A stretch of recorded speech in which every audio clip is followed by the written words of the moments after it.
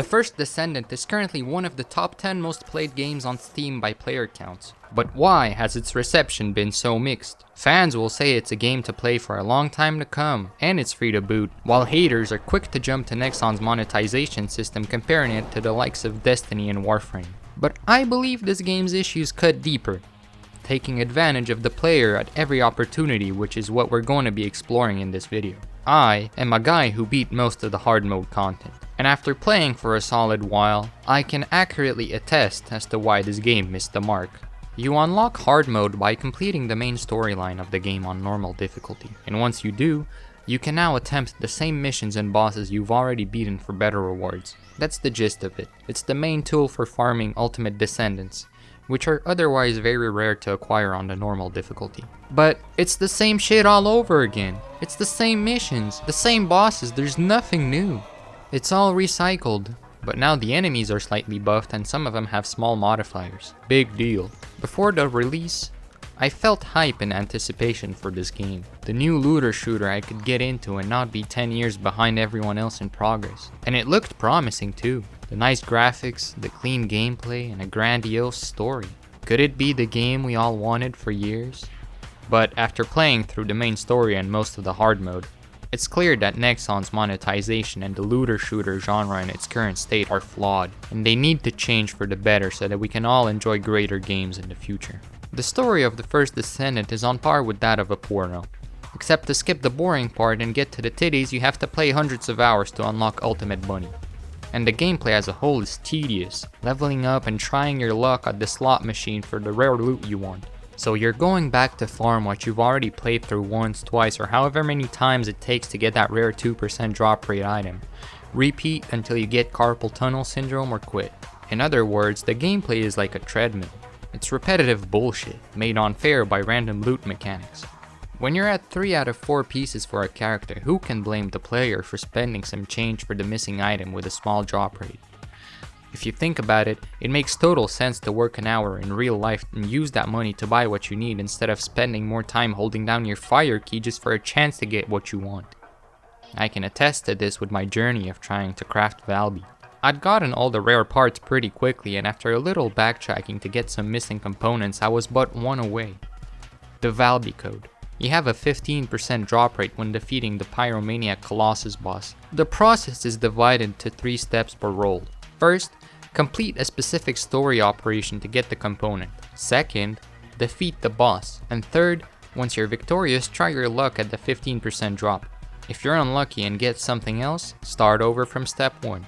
I was unlucky enough to try this process 25 times without counting any losses and other methods of farming before I finally got it, totaling approximately 30 hours of grinding. The odds of being this unlucky are 1.7%, which is the probability that the drop will not occur when trying 25 times in a row. Now imagine how bad it is for the people trying to roll for the 2% drop rate items. And at some point the shop deals don't look so bad after all. Skip all the hassle and get what you want right now instead of, actually playing the game.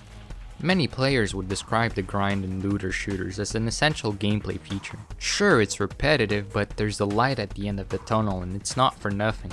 But this is exploitative of our impatient human nature. And I have to emphasize, I'm not against microtransactions in games. I believe it's a great way to fund our game studios by selling art and conveniences to impatient people. And so long as somebody finds it worth it to have some skins, I say so be it. But why should we accept a monetized product if it's not up to standard? It's the reason why in 2021, when NFTs became a big talking point and all the crypto bros were pushing it onto us, the entire world collectively thought, what a dumb idea. It was clear from the start that there's no foundation for the art. It was made to exist in a vacuum. There's virtually nothing behind those pixels. It's a pyramid scheme.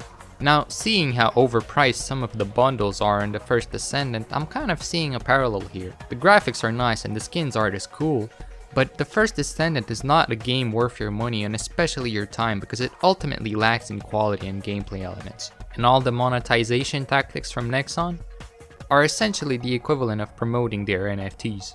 Characters with no lore, recycled gameplay, and high prices. $100 for ultimate money? And it goes much deeper. Limited inventory space, limited descendant slots, slow upgrade times. The enjoyment of the game is locked. It's pay to play. Now, I'm making a pretty big claim here, but hopefully by the end of the video you'll see it's not without merit. The reality of the matter is that Nexon fanboys are blinded by the extensive marketing schemes and the beautiful candy wrappers this game is coated in. We're all led to believe there's a good game within. The trailers, the setting, the characters, the gameplay, anything that grabs your attention will make you want to believe there's a good reason to stay. And can we be blamed? I've been following Nexon's developments for a while. Hopeful after the release of the finals in 2023, I thought maybe this company known for its pay-to-win and anti-consumer controversies can be redeemed. We can leave behind the $9 million MapleStory loot box manipulation lawsuit and all the games they shut down. And look at the First Descendant's trailers. Doesn't that look awesome? And the characters look so cool. Instead, the game we received was the equivalent of a household chore. After the first 2 hours of gameplay, you get into a rhythm of either steamrolling missions with a party or being so behind that you're unable to make any significant progress. Now, sure, the theory crafting of your loadout to try and optimize your damage output and survivability to be on par with the scaling of the enemies is interesting. Especially since you have 4 skills, 3 weapons, and a passive to think about for each descendant you own. This game can be fun if you enjoyed the min-maxing aspect.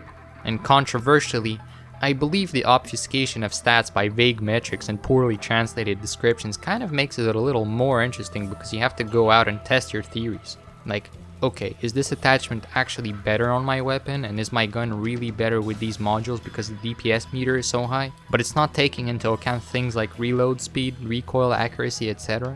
Otherwise, that's it. Once you get past the barrier of equipping your best gear, the rest of the game can realistically be completed with nothing but an SMG. Just hold down the fire button and don't let go until the health bar of the enemies is at 0. 99% of the encounters of this game are bullet sponges. There's no depth besides sometimes shooting the glowing weak spot. So while at the beginning of your playthrough it might feel satisfying, and the power spike of receiving your first legendary gun is memorable, you better get used to doing the same thing over and over again. The depth of the combat after hour 2 can be dumbed down to either being impossible from the level difference because the enemies have so much health, or brain dead to the point you one-shot everything. At the very least, this would have been fine if the enemies had any interesting interactions, but there's nothing memorable worth mentioning. You will fight the same enemies you see at level 1 as you do at level 100, and the bosses, recycled. Gravewalker and Swampwalker, Stunning Beauty and Dead Bribe, Executioner and Pyromaniac, and all of these Colossi fights have the same format. You have 10 minutes to defeat them with your team, and if you die 3 times, it's game over. And the worst part about all of this is that not only are they recycled, but you also have to grind them in order to obtain rare parts for your weapons or descendants. So if your hand doesn't hurt from holding down mouse 1 continuously for 10 minutes, then it certainly will after 30 attempts. And depending on how you look at it, it's a little disappointing when you realize that it's actually simpler to just complete the fight solo. The grandiose fight against an otherworldly titan that can only be bested with teamwork and coordination is just not worth a team. Because they scale down the difficulty in proportion to the player number. And during my intensive Valby farming period, as much as I wanted to play with other players, I got kind of tired of losing and being unlucky with my drops at the end, so I decided to just play through these alone to save some time. Now, during normal missions and operations, it's a lot more casual. You can literally just run around and join other people's missions if you want. And funnily enough, this has spawned an epidemic of serial AFKers who try to leech off of others people's work by doing the bare minimum while getting all the rewards. What I'm getting at is there's an absence of teamwork in the First Descendant. Despite this game being a social space, there's no gameplay elements to solidify it as such. So long as you're shooting the weak spots and not downing every 30 seconds, you're as replaceable as any other drone on this game. And I remember how during the early levels I tried to make some friends to play with, but it seemed like everybody was so busy as if they're rushing to not miss the early morning train, I didn't even get a chance to spark a connection. Though, really I don't know why I bothered, because it's clear that this game is a rat race, where we all spin the hamster wheel for loot better than those around us. What's the point of having friends play with you when everybody has their own missions? And it doesn't help that half of the game is just RNG based. You know, if it took me 25 Pyromaniac kills for someone else, it could have been 1. Would you then stick around? Or would you say it's a waste of time and leave? Or from the other perspective, to catch up for my lack of luck, wouldn't it make sense to pay to be on par with those lucky enough to receive the item first try and go run the next mission together? Is Nexon gatekeeping friendship behind a paywall? To make it more bearable, gameplay wise, I suggest the missions become more teamwork oriented. At the very least, this would make the experience of playing with strangers or friends alike more interesting and worth it. Imagine you have two guys trying to solve a procedurally generated puzzle with parkour elements while the other teammates are defending an onslaught of enemies trying to stop you. And then, when you have to fight the boss, somebody distracts him while running around full speed to expose his backside to the rest of your team, capitalizing on the opportunity. How awesome would that be? Instead, we have shoot 3 balls, then shoot the thing in the head. And it's faster solo too. I will admit, some of the missions have some kind of interesting parkour sometimes, but they're so incredibly short and forgiving. And the only outstanding boss from the entire game is the Hanged Man. He's dangling about in the center of the stage, which is already innovative enough compared to the rest. While you're fighting him, he has a rage meter at the bottom. As the fight goes on and the tubes fill up with the red substance, you have to take the key in the center and let the tankers with the red substance cool off to avoid you getting one shot. But doing so makes him enter an enraged form, where the game suddenly stops being a hold down mouse 1 and becomes run for your life! As lightning strikes the ground, projectiles fired at a rate you can't dodge, and the Colossus creature moving spastically, making it hard to hit. Honestly, if you couldn't tell, that was the best part about the entire game.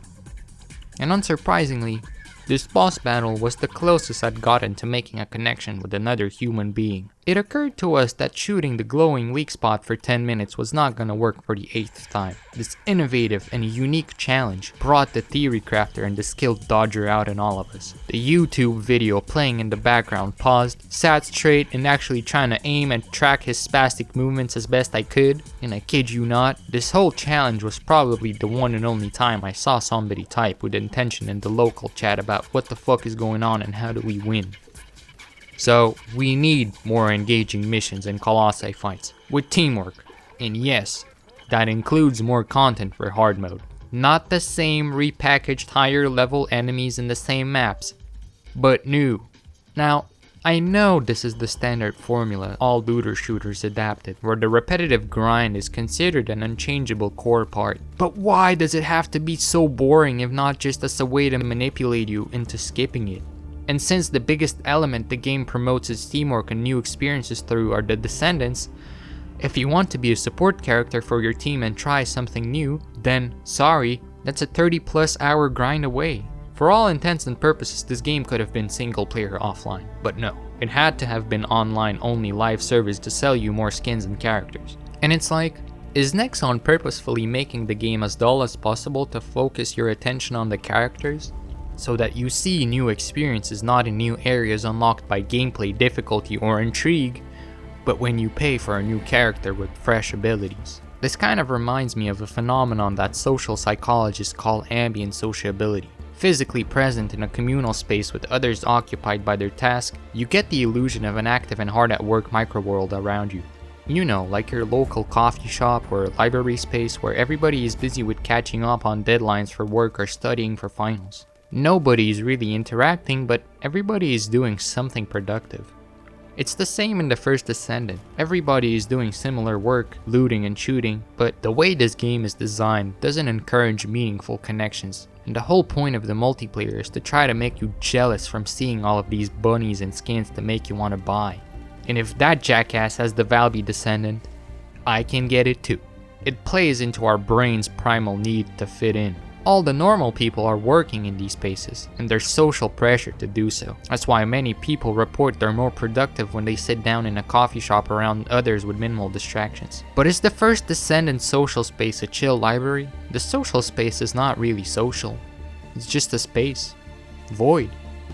It's much more like a glaring fashion expo that's glorifying the rat race. Superficially enticing unhealthy competition to get, buy, and grind. And for all that matters, other players might as well be nuisances when they're not properly collaborating on a Colossus fight or AFK during an operation. You always feel like the hamster in his cage, stage after stage. The spinning wheel is always here to engage. In theory, looter shooters can combine the best aspects of the single player and the multiplayer experience in one. The deep and thought out story of a solo adventure, and the thrill of an online co-op multiplayer all bundled in one game. Typically, other styles of games like competitive shooters have a hard time making the player care for anything other than defeating their opponent, leaving little room for storytelling. Whereas the looter shooter is the perfect candidate to mix these elements. You know, a game like Counter-Strike, its lore is essentially non-existent, but the gameplay is refined to perfection. Or games like Skyrim, Red Dead Redemption. Imagine a game where you have satisfying and polished gameplay on par with Counter-Strike while simultaneously being immersed in a world so big and so rich in content you're naturally drawn to find out what comes next. In the First Descendant we see neither. It tries, but it ends up just being meh. And I know in my last video I said that the story of the game is fine, but looking back, it's definitely got a few things to work on. Firstly, the Descendants themselves are really shallow. They're supposed to be the main attraction not only in gameplay but also with the story. But there's no depth to them. Their cliche, over-the-top one-liners and lack of any character development make it really boring to follow. And the problem is not that it's stereotypical, right? Like the happy-go-bunny girl or tough guy Ajax or lazy support guy. The problem is that the game gives you no reason to care. Do any of the Descendants go through any character development? The best example I can think of is when Ajax tries to do the sacrifice for the greater good to protect his team, but no, VS stops him because he can't think straight in the heat of the moment. And then they all live happily ever after and nothing happens. And it doesn't help that you can expect what comes next. Like, once I finish killing all the Vulgus in the desert biome, and I go to the swamp biome to kill more Vulgus again, I'm gonna meet 2 new Descendants, and have them blabber about for an hour or two about their side quest, which feels like unnecessary filler. It's the same for all the areas, as if the entire point of the story in the First Descendant was to cram as many characters as possible into the mix to try and get you to connect with them, so you're more likely to buy them in the long run. What kind of storytelling is that when you already know what happens in advance? The story's repetitiveness is such a disappointment to me. The only character interesting enough to cover is the guide, because her presence is mysterious and there's this whole idea of whether or not we should trust them lingering in the back of your mind throughout the game. But even then, I don't think this reaches the importance level of 3-hour-long video essays about the Ironheart and its importance to Albion. But the hook is so good though. In my experience, I was invested in the story during the tutorial. So many questions and the grandiosity of the entire conflict really makes you want more. What are the Vulgus and the Colossi's true intentions? And whatever, I know it's the stereotypical alien bug and advanced being trying to attack the last bastion of humanity cliche that's been done so many times before, even in other games of the same genre, but I was genuinely curious to know about the guide and the Ironheart. So I played. Little did I know that the story pretty much stalls at the end of the tutorial. Don't believe me? Here's a quote from the loading screen about one of the 2 enemy factions you fight throughout the game. Quote, "No one knows the source of the great power of the Colossi, but the fact that they're otherworldly beings is enough to overwhelm everyone with fear." Wow, much mystery. But whatever, I thought, if I close my eyes and pretend I care hard enough because they're big and scary, the game will make more sense. Their size and the fact they want to kill us is enough lore for me, so I'll just play along to be immersed in the grand scale of things, and maybe they'll clear it up later. In the meantime, I can enjoy the multiplayer thrill of resisting the invasion from these giants. But wait, no, why would I? It's faster and easier to do it solo. And again, like I said, the fights don't merit teamwork at all. Instead of one person shooting the weak spot, you have 4. There's no strategy. And story-wise, there's no scale here either. They had the chance to really accentuate the weight of the problem and the collective effort to fight back against the invasion. Helldivers 2 did it well, where you could monitor the planet map and see life progress of the liberation. Everyone putting in their 2 cents, 1 mission at a time, collectively amounting to an entire assault. You felt like you were part of something greater. It's the single player individual contribution combined with the multiplayer greater good. The First Descendant most certainly would have thematically benefited from this addition to freshen the story. And who knows, Nexon, maybe sales of half-naked bunny skins would be greater if people cared for the characters fighting in this conflict. Had the story of your game been more of an iceberg rather than a storefront. You could also monetize the invasion and connect it to the battle pass seasons. Like every season is an entire invasion from the Vulgus and the Colossi of its own. And think of the hype that would bring people in to try and chip away at the problem during the start and the end of the season. And if you have the battle pass, you get extra rewards for your efforts. The sky's the limit, the options are limitless. The reality is that what we have in the First Descendant is a good hook and a big letdown. We have beautiful trailers, a cool tutorial with voice acting, but none of the voice acting made it into the other cutscenes, so your Descendant is stuck being mute for 99% of the game, while the others talk. And we're led to believe we're part of something greater through gameplay and story, when in reality we're really not. It's smoke and mirrors to sell you more skins and characters. And as for the gameplay, I ask, what would remain of this game if the random loot and grinding were removed? Would you play the First Descendant purely for its gameplay elements? There is little game here. There is no skeleton, no meat, but plenty of fancy clothes.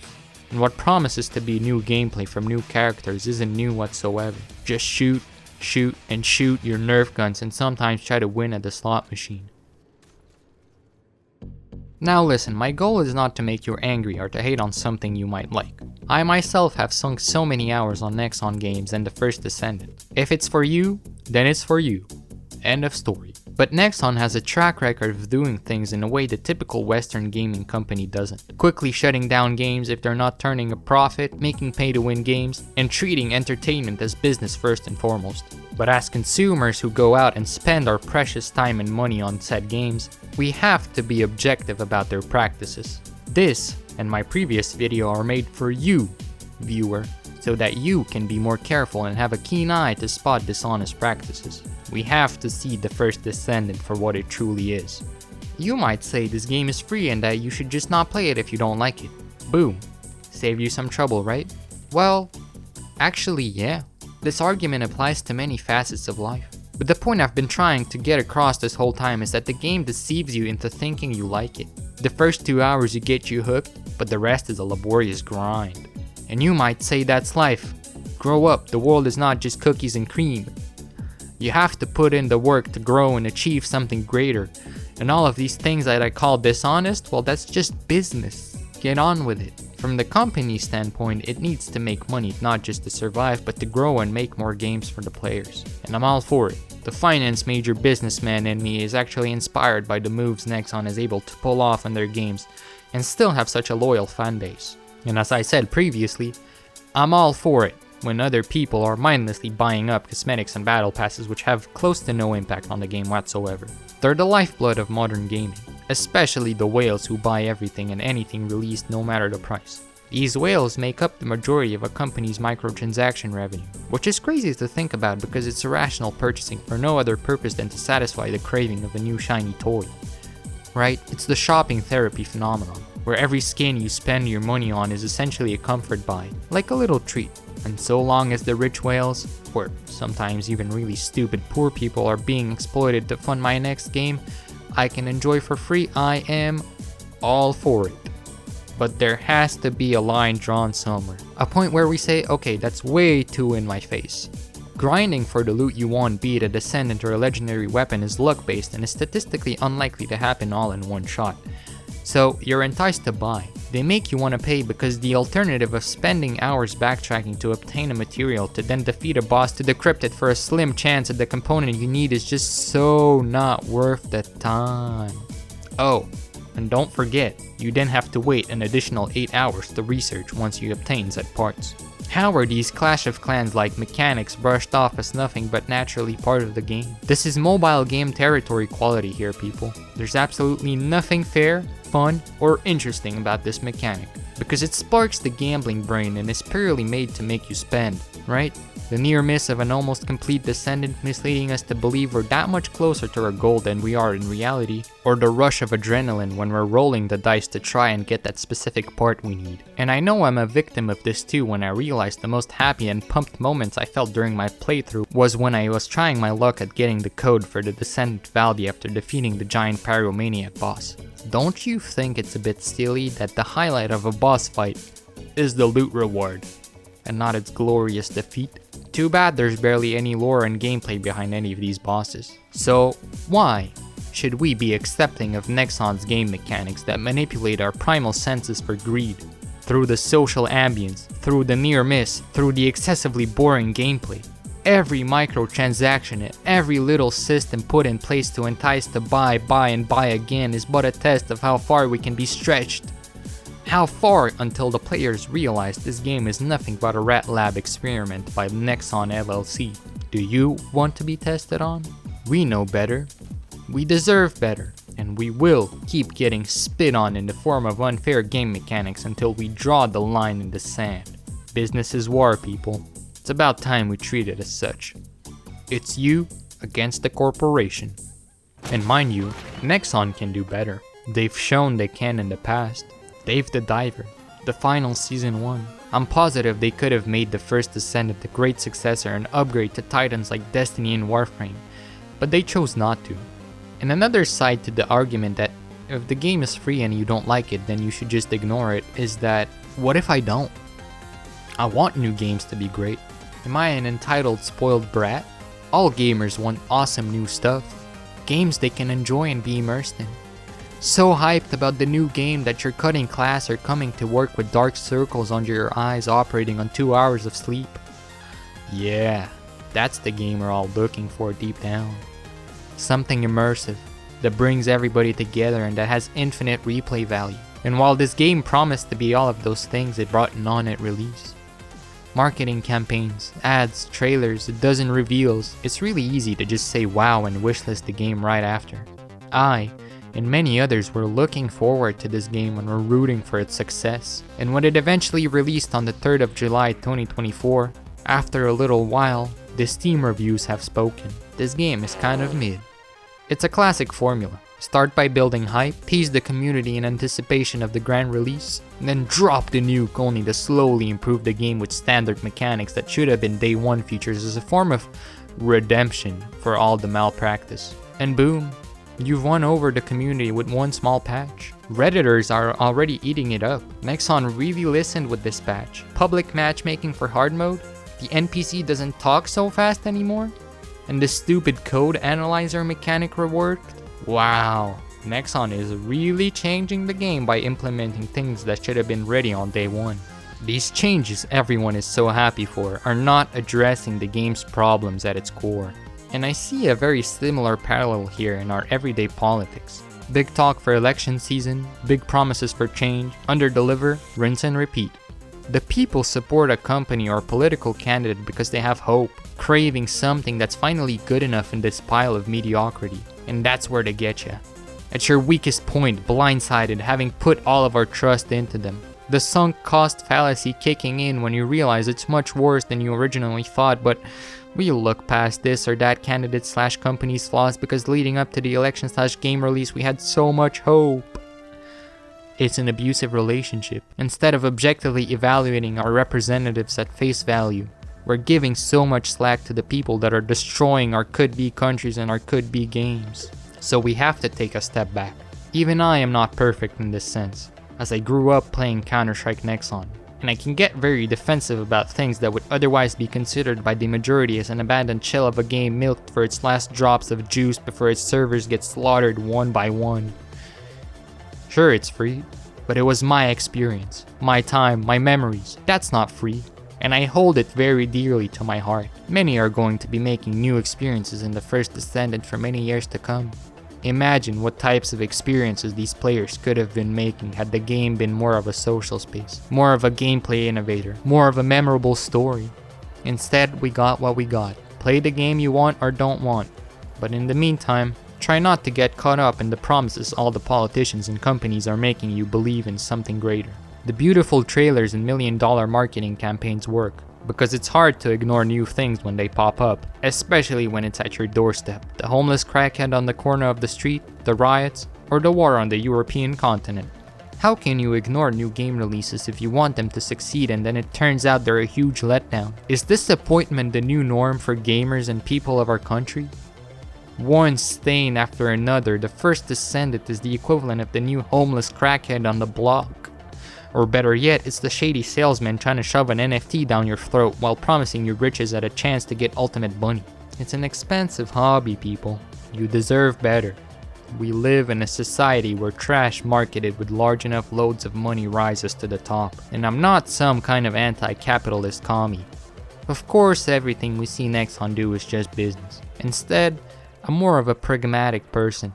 There's a difference in good competition between different companies striving to make a better product for the end consumer, and a company trying to extract its customers with shady practices. And as of right now, there's a lot of discussion about which game is better, the First Descendant, Warframe, or Destiny. And if you want my opinion, it's kind of a pissing contest if you ask me, because these games, through their rat race labor-intensive gameplay loop, kind of force you to stick around. Why would I jump ship to another game when I'm already attached to the looter shooter I'm currently already playing, right? The sunk cost fallacy yet again. I don't want to lose all my gear and everything I've grinded for over the years. And so, it seems like Nexon's First Descendant is going to stick around for a while now. Not because of good gameplay, good story, or exceptionally innovative team play, but because Nexon perfected the monetization and retention model in their games. Nexon's advocates will say it's not bad because there's hours of replay value here. But during how many of these hours are you genuinely having fun? Can we really count 30 hours of repeating the same boss over and over as value? When I play the First Descendant, I can't help but drift to YouTube while I'm parallelly playing the game. So, what can we do to fix this? I, for one, believe in the power of public opinion. We need to speak up just as loudly as the megaphones of the marketing campaigns that drown us. Write honest reviews on Steam, speak with your wallet by not buying anything from Nexon, and always seek new content, new experiences, innovation. That's what businesses should be about, not customer exploitation. Like I said, something new to expand the game could go a long way. As it is, the beginning is fine honestly. The hook is there. And even if the middle and end of the game is currently mediocre, if we add more interesting endgame content, this would incentivize people to actually work towards something and it won't intrude on the current story. I was thinking maybe a competitive PvE system, and it'd be convenient to set up since this game is barely co-op. Right? You can pretty much do everything solo already, not only from a gameplay standpoint, but also from the story point of view. So yeah, like something where the person who gets the most kills or the most damage will have better odds for the Colossus drops, just as an example. I know it's not perfect, but there's ways to make it right and balance around it. And as a bonus side effect, this will solve the current epidemic of serial AFKers who do nothing and get all the rewards. So just scale the rewards in proportion to the damage you deal. Something less radical that could be a nice addition, and is something that's allegedly in the works according to the developers, would be a trading system. I for sure would be the sort of guy to spend most of my time trading, and I've always gravitated towards the in-game economies like in RuneScape or CSGO, TF2, whatever. So I'm sure many would enjoy this feature and would be incentivized to work towards unlocking it. Honestly, I'd love to hear what you think would be a good way to improve the game. For now, I'm pretty much done with the First Descendant, unless Nexon brings out some major changes. Thanks for watching, people, and I'll see you all in the next one. Peace out.